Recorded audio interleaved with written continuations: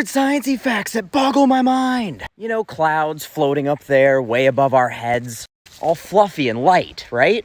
Wrong. Clouds are apparently really heavy. It seems strange to me because heavy things generally don't float in the sky.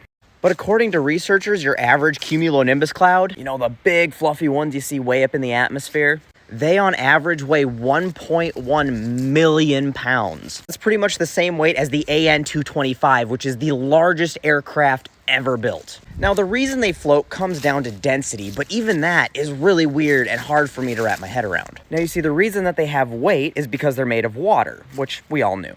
And water has mass and is heavy. And water is relatively dense, but water vapor is not.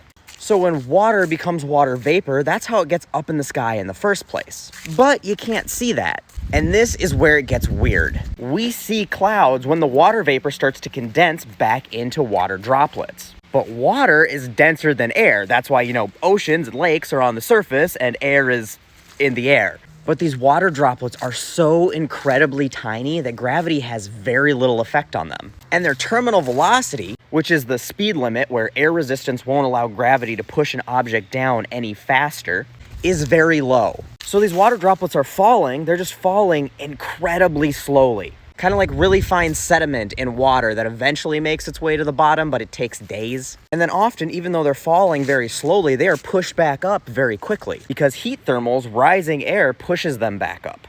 And this continues to happen until enough water vapor is added to the clouds, and then condensation, little water droplets keep connecting with other little water droplets to be bigger water droplets. And eventually those little water droplets overcome that slow terminal velocity and can break free of the cloud, and it comes down as rain. Like, I feel like this all logically makes sense. Like, yeah, duh, clouds have mass, they have weight. That is not something that I've ever considered.